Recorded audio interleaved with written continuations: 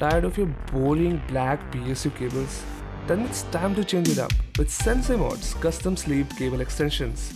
You get endless customization options with full universal PSU compatibility, backed by industrial grade 100% copper 18 gauge wires and a heat shrink-less PT sleeve design. Your PC will be safe and sexy. Order your kit today from the links in description below. Hello guys, मैं हूं सनी और आप देख रहे हैं hardware माना। तो आज इस वीडियो में हम लोग बात करने वाले कुछ ऐसी टिप्स की जो आप यूज़ कर सकते हैं अगर आप बनाने वाले एक वीडियो एडिटिंग पीसी। इस वीडियो में हम लोग बात करने वाले सीपीयू की, मदरबोर्ड की, जीपीयू की, स्टोरेज की, इनफैक्ट हम लोग केस और कूलिंग की भी बात करने वाले हैं। इस वीडियो का एक्चुअली मुझे आइडिया तब आया जब मैं अपने पीसी को, अपने वीडियो एडिटिंग पीसी को अपग्रेड कर रहा था कुछ नए कंपोनेंट्स के साथ। तो मैंने सोचा आपके साथ भी कुछ है ना टिप्स वगैरह शेयर कर दिया और क्या चीज़ें मैं इंप्लीमेंट कर रहा हूँ अपने पीसी में। तो काफ़ी कुछ डिस्कस करने के लिए बिना किसी देर के लेट्स बिगिन। तो सबसे पहले जो पॉइंट मैं रेस करना चाहता हूँ वो है, एक्चुअली लोग कंफ्यूज हो जाते हैं कि यार मुझे ज़्यादा कोर्स चाहिए, मुझे ज़्यादा मतलब वीडियो एडिटिंग सिर्फ मल्टी कोर वर्कलोड है, वहाँ पे सिंगल कोर का काम नहीं है। लेकिन मैं आपको एक चीज़ बता दूँ, इतना टाइम से मैं जो वीडियो एडिटिंग कर रहा हूँ कि yes, multi core is very important for video editing, लेकिन सिंगल कोर भी उतना ही ज़्यादा इंपॉर्टेंट है। टेक्स्ट इफेक्ट्स की बात करें या फिर मोशन इफेक्ट्स, मोशन ग्राफिक्स वगैरह कुछ है ना खुद कस्टम बनाने की कोशिश की हो, और स्पेशली अगर आप डाविंची रिजॉल्व यूज़र है तो आपको पता होगा कि एक सिंगल कोर स्पीड कितनी ज़्यादा मैटर करती है आपके एक्सपीरियंस को। सेकंड चीज़ है कि आपकी जो एक्चुअल सीपीयू परफॉर्मेंस है ना वो कोडेक डिपेंडेंट है। फॉर एग्जांपल, अगर आप में से किसी भी वीडियो एडिटर ने सोनी की XAVS HS वीडियो फॉर्मेट के साथ काम किया है तो मैं आपके लिए प्रे करता हूँ, बिकॉज मुझे पता है वो कितना ज़्यादा मुश्किल काम होता है। उसमें आपका सीपीयू रो देता है, बिकॉज फुटेज को बेसिकली होता क्या कि आप एक बंद डब्बे को आपके सीपीयू को खोलना पड़ता है उस टाइप के वीडियो फॉर्मेट्स के लिए। अगर आप बहुत ज़्यादा अनकम्प्रेस्ड वीडियोस के साथ काम करते हैं, सच बताऊं आपके लोअर कोर प्रोसेसर से भी काम चल जाता है। इवन मैं कहता हूँ 6 कोर क्वाड कोर प्रोसेसर भी काम चला सकते हो। लेकिन अगर आप बहुत ज़्यादा कंप्रेस्ड फुटेज के साथ काम करते हैं, कंप्रेस्ड कोडेक्स के साथ काम करते हैं, तो definitely you will need something heavy weight जिसमें एटलीस्ट 8 कोर हो, 10-12 कोर हो, ताकि आपको एक अच्छा स्मूथ एक्सपीरियंस मिल सके। नेक्स्ट पॉइंट आता है हमारा हार्डवेयर एक्सेलरेशन। तो नॉर्मली क्या होता है, जीपीयू हमारा एक बहुत इंपॉर्टेंट को प्रोसेसर होता है, मतलब समझ लीजिए वो आपके सीपीयू को सपोर्ट करता है कि ताकि आप अपनी वीडियो को अच्छी तरह प्रोसेस कर सके। एग्जाम्पल के लिए, अगर आपके पास इंटेल का प्रोसेसर है, उसके अंदर IGP बिल्ट इन होता है, जो बिल्ट इन ग्राफिक्स कार्ड होता है, तो वो जो ग्राफिक्स चिप है वो एक्चुअली एक एज अ हार्डवेयर एक्सेलरेटर की तरह काम करती है। मतलब वो आपके मेन प्रोसेसर को थोड़ा सा ज़्यादा पुश देती है कि जल्दी आप काम अच्छी तरह कर सके। इंटेल के स्पेसिफिकली बहुत ज़्यादा एडवांटेज है फिलहाल भी, उनका जो IGP है वो कुछ ऐसे सर्टेन कोडेक्स को सपोर्ट करता है जो मैं कहता हूँ RTX 3080, RTX 4080, 4090 जैसे कार्ड्स भी सपोर्ट अच्छी तरह नहीं करते। इसी वजह से आपने अगर सुना होगा कि एप्पल के प्रोसेसर्स या फिर एप्पल के जो कंप्यूटर्स होते हैं, लैपटॉप्स या फिर डेस्कटॉप्स, वो ज़्यादा अच्छा परफॉर्म करते हैं वीडियो एडिटिंग वगैरह के लिए, बिकॉज उन्होंने डेडिकेटेड चिप्स रखी हुई है अपने प्रोसेसर के अंदर, अपने पीसी के अंदर, जो ज़्यादा अच्छा इस मामले में हार्डवेयर एक्सेलरेशन का काम ज़्यादा अच्छा करती है। मेरा जो पुराना पीसी था वो 3700X था। सिंगल को परफॉर्मेंस है ना वो मुझे लैकिंग हो रही थी, बिकॉज अगर मैं डाविंची रिजॉल्व यूज़ करता हूँ, डाविंची रिजॉल्व में कई सारी ऐसी चीज़ें सिंगल कोर बेस्ड है। तो इसलिए जो मैं स्विच कर रहा हूँ वो एक्चुअली स्विच कर रहा हूँ 12700K पे। अगर आपको सबसे बेस्ट एक्सपीरियंस चाहिए तो आप Ryzen 7950X ले सकते हो, या फिर हमारा इंटेल का i9 13900K ले सकते हो। 13600K मेरे ख्याल से अभी सबसे कुछ अच्छा value for money video editing processor है, बिकॉज आप जो पैसा सेव करते हो ये 3900K या फिर कुछ महंगे प्रोसेसर्स को ना लेके वो अपने जीपीयू पे जीपीयू पे लगा सकते हो। तो मैं जल्दी से प्रोसेसर इंस्टॉल कर देता हूँ अपना, उसके बाद मदरबोर्ड की बात करते हैं।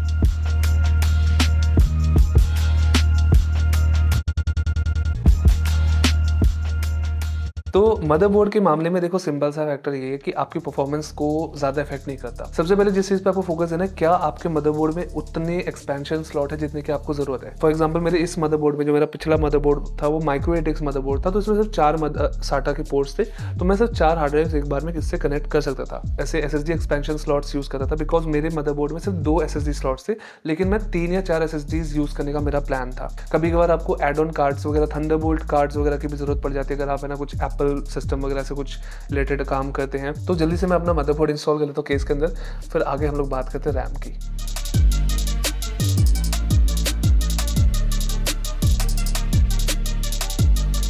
हमने अपना मदरबोर्ड इंस्टॉल कर लिया जैसे आप देख रहे हैं। अब बारी है इसमें भरने की मेमोरीज, बहुत सुंदर सुंदर memories, because memory is very important part of video editing. अगर आपके पास रैम कम है, आप बहुत ज़्यादा फुटेजेस एक साथ या फिर बहुत ज़्यादा लेयर्स पे एक साथ काम नहीं कर पाते। कभी कभार मेरी रिकमेंडेशन होगी कि 32 GB, अगर आप पहली बार सिस्टम ले रहे हैं, पहला सिस्टम ले रहे हैं अपना, तो 32 GB is a very good starting point.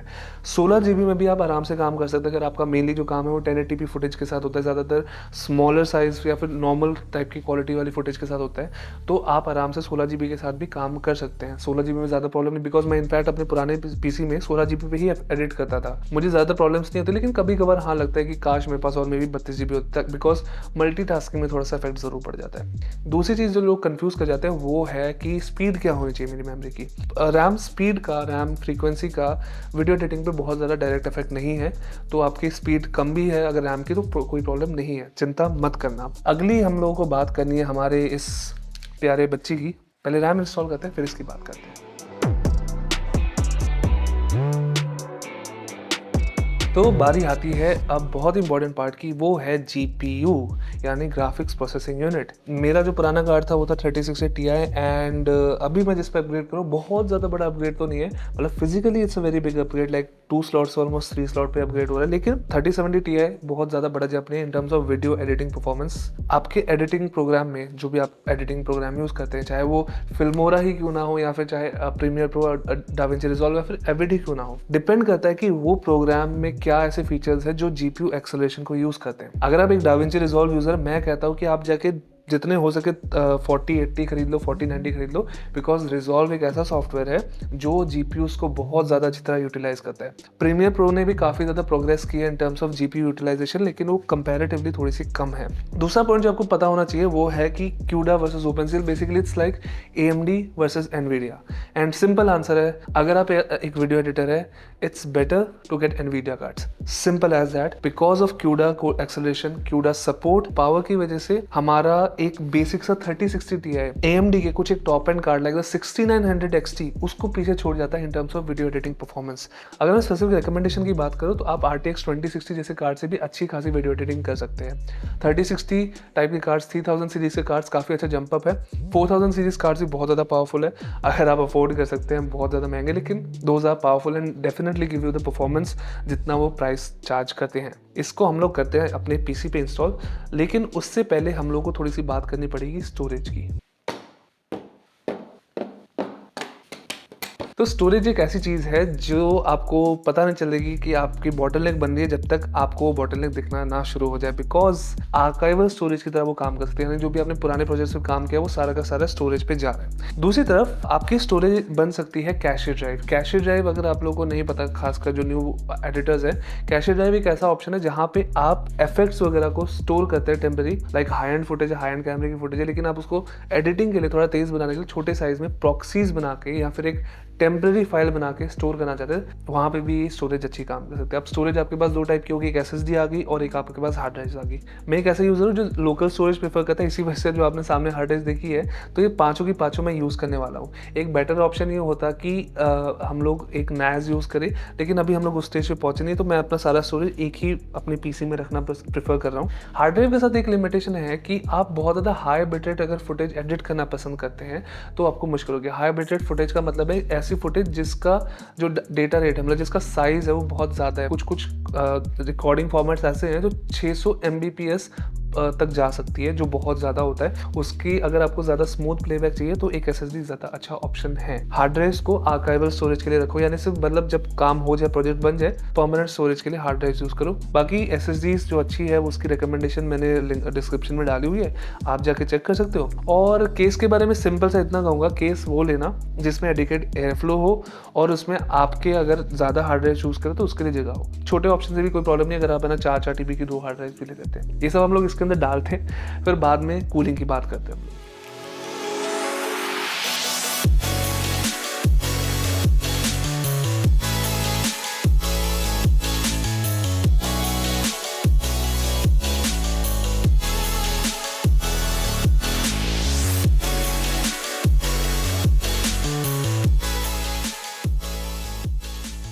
तो तो जैसे आपने देखा हमने अपनी SSDs और हार्ड ड्राइव्स इंस्टॉल कर ली है, तो हमारा स्टोरेज का काम तो सारा पूरा हो चुका है।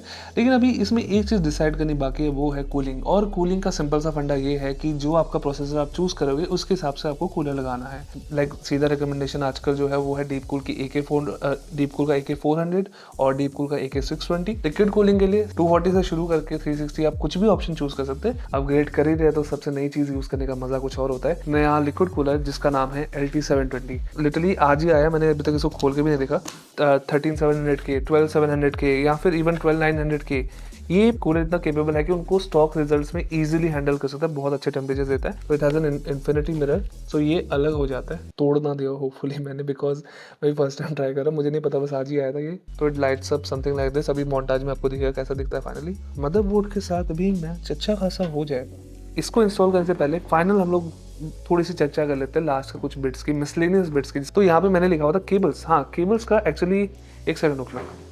केबल्स का एक्चुअली मैंने सोचा था हमारे कुछ लोगों को ट्रिगर करने के लिए अपनी LGBTQ केबल्स को यूज़ करें। These cables are from Sense Mods. Unfortunately हमारी 6 पिन केबल ना होने की वजह से हमें अपनी बोरिंग सी ब्लैक एंड वाइट केबल्स को चूज़ करना पड़ेगा। अगर आपको नहीं पता, सेंसे मॉड्स हमारे चैनल के स्पॉन्सर हैं, तो अगर आपको भी कंसिडर करना है, परचेज करना है, तो डिस्क्रिप्शन में लिंक होगी, आप जाके चेक कर सकते हैं। प्लीज़ नोट दैट अगर आप ऐसी केबल लगाते हैं तो आपकी एडिटिंग परफॉर्मेंस में कोई इंप्रूवमेंट नहीं होगा। लेकिन एडिटिंग रेंडरिंग चल रही है आपकी, तो एक बार जब पीसी की तरफ नज़र लगाएंगे तो आपको थोड़ी सी संतुष्टि होगी, आपका पीसी सुंदर जरूर दिखता है। एंड लास्ट में मॉनिटर्स का मैं इतना सजेस्ट करूंगा, बिकॉज मैं डेडिकेटेड एक मॉनिटर गाइड बनाने वाला हूँ थोड़े दिनों में। अगर आपके पास बजट है, प्लीज कंसिडर, अगर आपको अपनी प्रोडक्टिविटी से प्यार है ना, एक 2K मॉनिटर कर लो, या फिर सस्ते 2 मॉनिटर्स कर लो। सीरियसली 21 इंच के 2 मॉनिटर्स भी ना आपको बहुत ज़्यादा वर्क फ्लो स्मूथ कर देंगे, अगर आपके पास बजट है। बाकी 1080p में कोई प्रॉब्लम नहीं है, लेकिन काम अपना प्रोफेशनल तरीके से करना चाहते हो तो प्लीज़ 2 मॉनिटर्स पे या फिर एक 2K मॉनिटर पे एटलीस्ट इन्वेस्ट करिए। फिलहाल के लिए मेरे ख्याल से